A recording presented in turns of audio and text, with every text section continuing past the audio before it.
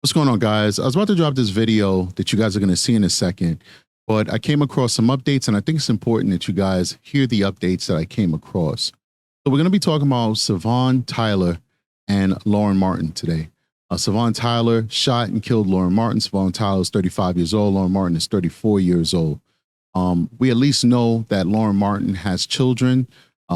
She has 4 kids of varying different ages, and now they will be without their mother for the rest of their life due to bad choices made by all people involved. And we're going to discuss that more in the video you're about to see. But I just want to let you guys know the additional information that I came across that adds to the motive as to why these women ended up in a deadly confrontation. And, you know, in the video that you're going to see, I focus more on the fact that they were arguing over a man.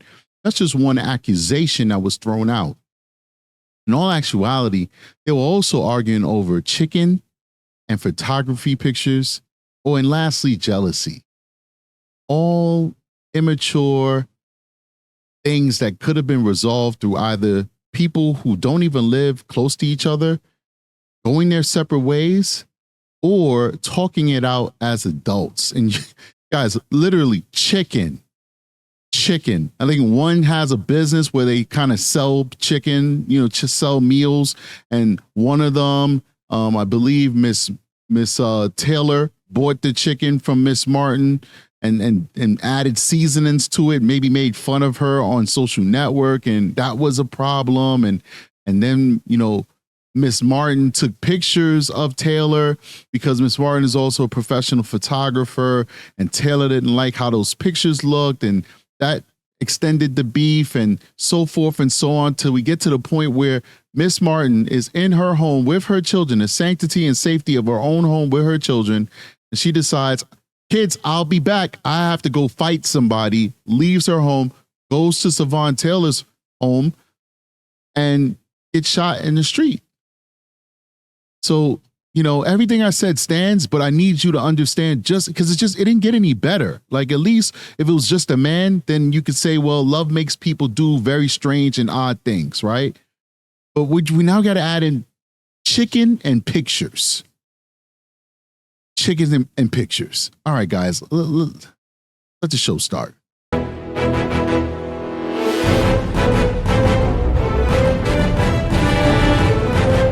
Welcome to True Crime with Strategic Eyes.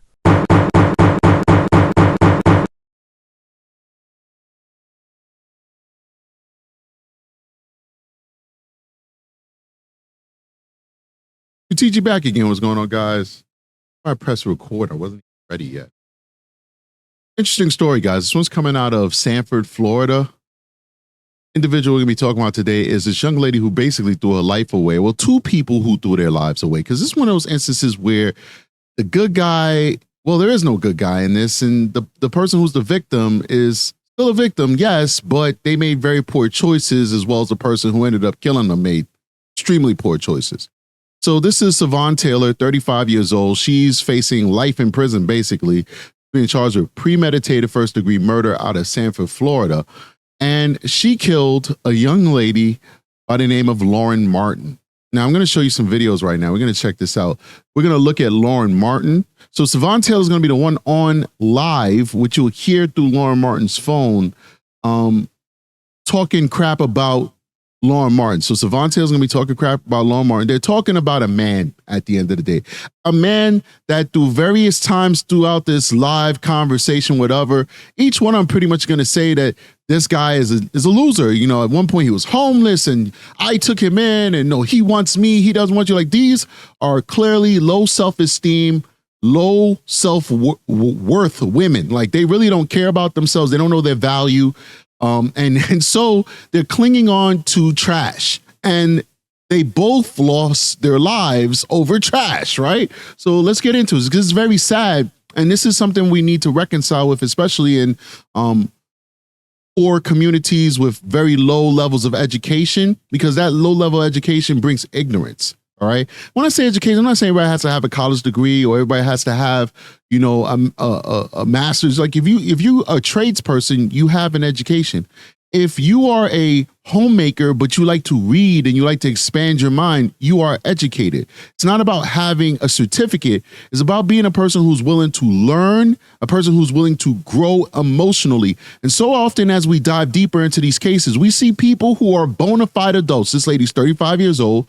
The woman that she killed is 34 years old, who have low emotional intelligence, meaning that if you have a conversation with them and they feel loose and comfortable, you would not be able to differentiate between having a conversation with this 35 or 34-year-old female victim and a 16-year-old. And as you'll see, as we observe them interacting with each other or not really interacting, it's all by proxy because one is on live and is not even directly talking to the victim. This is the perp. Savon is not directly talking to the victim, but the victim is listening to what this perp has to say on live and as though she's being spoken to directly, and then resulting in her making poor emotional choices that resulted in the end of her life. She literally told her children, see you guys later, I'm out of here to go fight somebody. And that was the last thing that her children will know about her leaving the safety and sanctity of her home to go to travel to a stranger's home only to lose their life, and the ignorance of the perpetrator not understanding stand your ground laws, even in a state like Florida, where it's so easy to defend yourself and get away with it and take somebody's life. Once again, low emotional intelligence, period, where you don't even educate yourself on the law, where you could use deadly physical force to protect yourself and not face criminal charges. She's going to get convicted, I presume, because what she did was not stand your ground. And I'll explain that to you guys as we watch the video. So let's just take a look so we can see like the backstory. These videos aren't too long, and then we'll watch the video where the shooting actually occurred. And I have to say that when you're not going to see anybody get shot, okay? YouTube, you're not going to see anybody get shot. I have to say that because the YouTube gods are very strict in how they moderate their platform. Let's check this out. Actually, that's the wrong video. We're going to start over here. He's so wild. How you even know that lady? What the fuck? That came out your mouth. You see that? That came out your mouth. I'm not making fun of people for how they talk. You know, people could talk however they want based off of what region they grew up in, with the local cultures. That doesn't mean that they're not an intelligent person. But listen to mannerisms. That's how children talk. I have a 16-year-old, and 16-year-olds talk like this. You would not expect a 34-year-old woman, because this is the victim, Lauren, to speak the way she's speaking and to be upset with the things that she's upset with right now. Let's keep going. This girl right here. Zoe! Even when I was big, really fuck you big, small or tall. I don't give a fuck. Zoe! When I was big, y'all, it didn't stop shit. But now that I lost a little weight, I'll be right back. So we can have us a big wedding. I'll be right back. We gonna take pictures. Bitch. Why you look like that? I have a big wedding. And I'm looking Whatever me with that on Zoom. It's my picture later. I'm looking for a new picture later. I'm looking for a picture man. Fuck all that. I need a picture man because at this point, the picture later fuck my ex. Wow. I fucked your ass. Right. Take my pictures at my new wedding. Right. And I knew Christmas pictures and I knew Valentine pictures and then my birthday. Oh. I wish I would have. Let me go find this nigga so I can go fuck. I'm gonna go live and fuck his ass. Since I fucked him. You see the level of immaturity. So this person's accusing her of sleeping with her ex. She's saying she didn't do it, but now she says she wants to go find the dude using the N-word. You guys know how I feel about the N-word. Maybe you don't. I'll let you guys know. I think the N-word is an evil word, and I think nobody should say it. I think that the notion that African Americans such as myself believe that we could say this word and somehow reclaim it is ridiculous, okay? It was a word that was created to demean people, and you can't just change it into inga or whatever, all these uhs and ers and all these phonetic crap that people want to say is the difference in the word because you add a GA instead of ER. That's ridiculous, stupid, and also a form of ignorance. The word is what it is. Nobody should be saying it. You know, I got so many stories of whatever. I'm not going to go into that's a different show. But anyway, the bottom line is, look at the lack of emotional maturity from this victim. Because really at this moment, the perpetrator is not even talking to her directly. The perpetrator is having an online conversation about somebody whose name she hasn't even said, but she feels that this person's talking about her, which she probably is, right? But the emotional intelligence, right? And here's the internet of things. These are people reacting to that phone call or that live, and this is the stuff that fuels this nonsense. I see it from myself as a content creator where people will hit me up and say, hey, this person's talking about you, that person's talking about you. You know, at the end of the day, do I really need to know? Do I really care? No, I really don't. You're not doing me any favors by telling me that another content creator is talking about me or something like that. All you're doing is just, I guess, just fanning flames, excuse me. And do we really need that? Like, we're here to cover missing children, to cover abused children, to cover murder cases, sex abuse cases. That's you know, pretty much what I specialize in, sex abuse. So we cover that the majority of the time on the show. But that's what we're here to give a voice to the victims, not to internet beef and stuff like that. So this is what the internet does. Like, people kind of get bored and they get out of, well, why am I really here? Well, I'm here to learn how to knit, right? So then somehow a knitting channel turns into a beef channel. How does that work? Somehow a channel that's dedicated to children now has beef. That doesn't make any sense, right? We're here for the children. Same thing over here. This lady is beefing over nonsense, over some deadbeat dude who probably couch surfs, can't maintain a job. Well, how do I know this? Because they said the guy was homeless at some point, and they're beefing over him. And then there's people in the chat, in their social network, in their social circle, that's like fanning the flame with the laughing emoji and laughing so hard your eyes are closed, the thumbs up, the sad, the heart, the unbelievable, man. This world is in crisis, people. Evil is afloat, and we just don't even realize it yet. She popped out with a no case, but that's what she like to do. She like to put no case on them. And she popped out with that one on her birthday. Oh, it's my birthday, bitch. This is crazy. Mm-mm. I gotta beat her ass. Oh, yeah, I gotta beat her butt, right? She's like, I gotta beat her butt. No, you about to go die. That's what's about to happen. You're about to leave your 4 kids. 4 kids, mind you. I will go out on a limb because it's not because of her gender, it's not because of her race, it's not because of any of that stuff. You guys know I don't play those stuff. I'm not racist, I'm not sexist, I'm none of that stuff. Because you can't have racist people who are black. That's a fact. Based off of the way she's acting, the way that she's talking, I guarantee you, and her level of emotional intellect and emotional maturity, I guarantee you those kids have different fathers. And why does that matter to me? I'll tell you why it matters. Because your choice is now going to get children separated. It's now going to get children separated. Because if those fathers, at least some of them, are in their kids' life, the ones whose children respectively belong to them, they're going to take those kids. So now a sister goes over there. We know one sister because she just called one over. Now a son goes over there.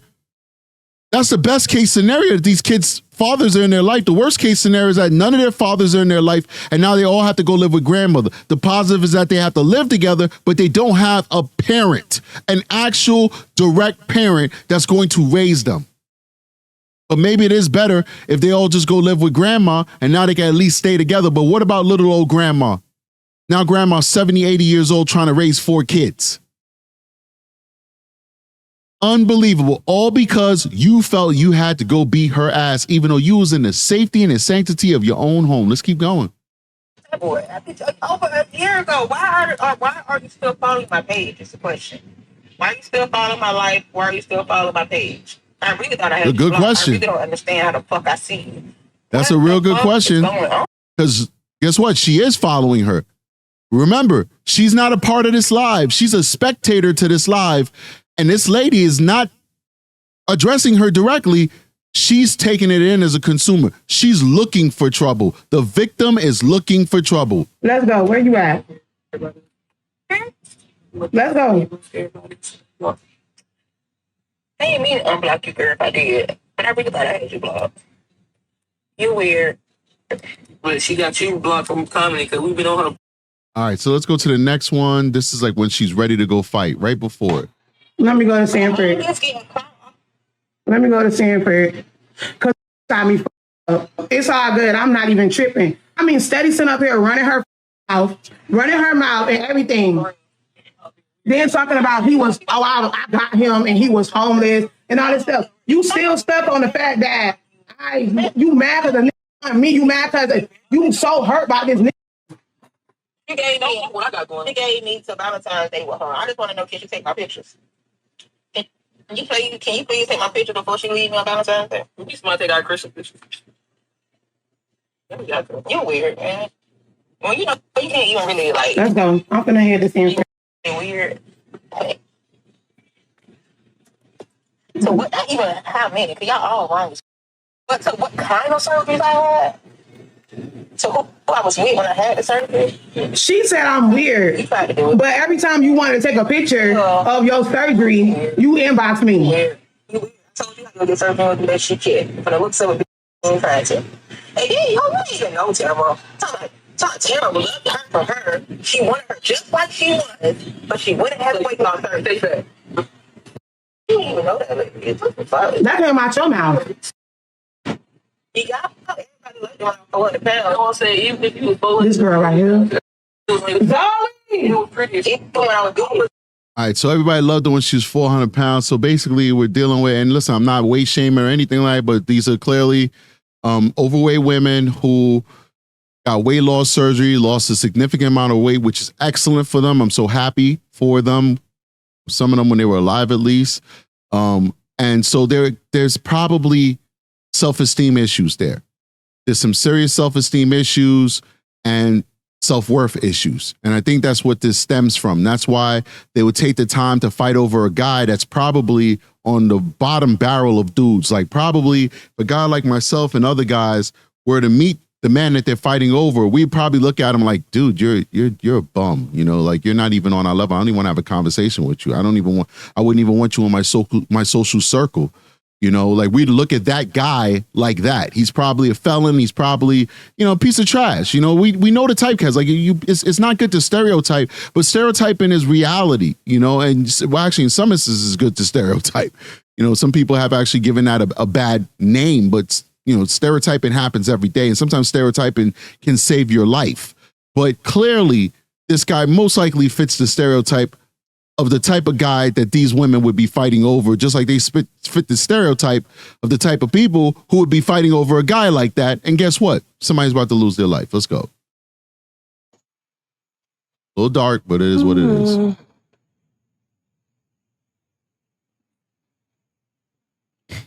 Come on. Is this you right here in the white comments, mamas? Come on. You said you wanted to fight. You came over here. Come on. You said you wanted to fight. Come fight. Ain't no police coming on none of that. She done brought her goofy all the way to this goddamn girl house gonna get beat up. Now this we at home. We at home and our shit. All right, what's he? I'm recording. You want me to hold your phone too? Shit.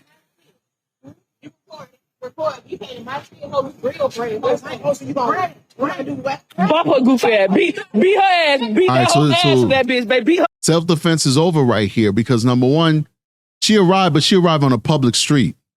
Y'all met her outside on a public road. Then she gets out the car. We know she's there to fight. Don't get it twisted. We know she's there to fight. But you run up on her first and start fighting. I think it looks like the perpetrator threw the first punch. So now you having an equal fight that you came to. You did not, there's no duty to retreat in Florida, but there's also, you can't just come and start swinging on somebody and then say self-defense, right? Now, if she came on this lady's property, it's a different story. She met her in the middle of the street, but let's keep going. Now they fighting. Let's see how that works out. Ass. Beat her motherfucking ass to that bitch. Beat her ass, babe. You hoes, this what you hoes get. Beat that whole ass, babe. And then this friend jumps in because you could clearly see, well, you can't clearly see, but I can see from my vantage point. Hopefully you guys will be able to make it out on your screen. The victim actually bests the perpetrator. They fall and the victim is on top of her. And then this friend who's recording hits the victim. You'll hear the victim say, "You hit me." So it's not even a fair fight anymore. Let's keep going. Beat that whole ass. Beat that whole ass, babe. The fuck you talking about, hoe? Beat that whole ass. I know you ain't. Fuck you talking about, bitch. I know you ain't just hitting. Now fire ass. Get your ass on. Let me hold on. Get your ass on. I know you're not hitting. What is that? Move. I know you ain't move. Take my motherfucking self.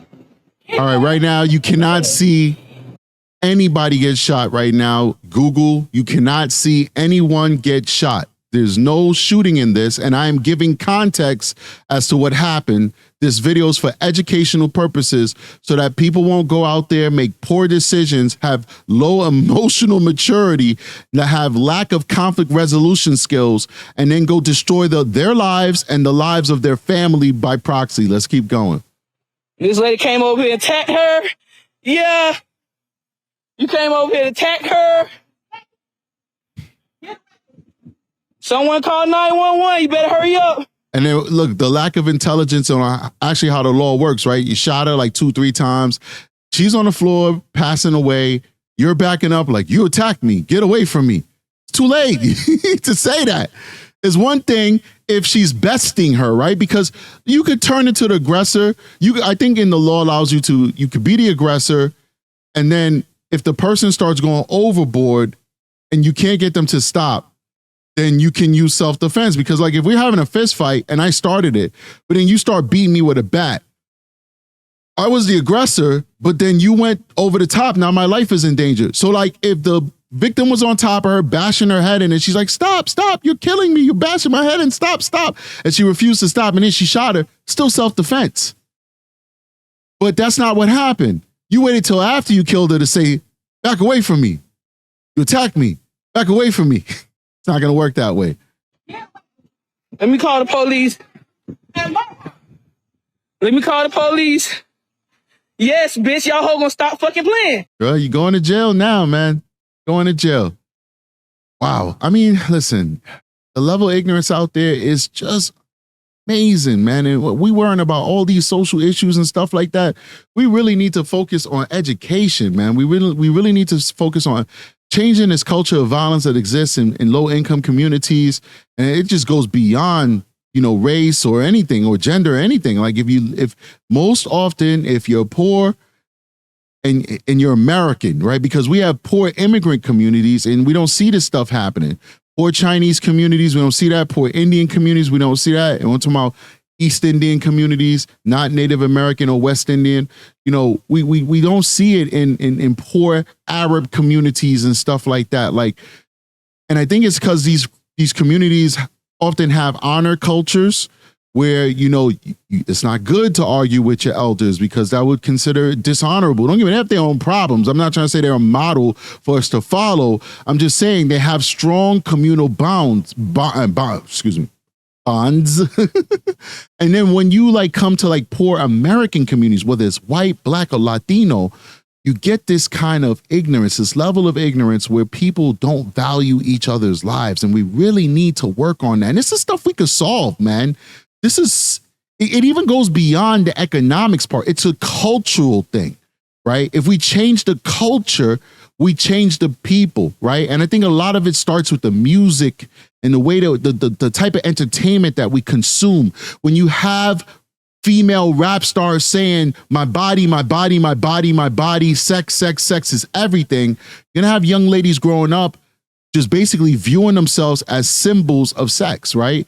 Valuing themselves only for what they can give a man pleasure-wise rather than what they can give mentally and spiritually. When you have young men watching male rap stars saying, I take what I want, and I kill my enemies and I get the money the easiest way possible, selling drugs, stealing, whatever I got to do. What are you going to do? You're going to get young men growing up believing that that's the way you get ahead, right? Now, and also to add to that, and women are just an object for me to smack booties and have sex with, right? If you have that kind of culture where children are learning that from a young age, getting indoctrinated into it from a young age, well, guess what?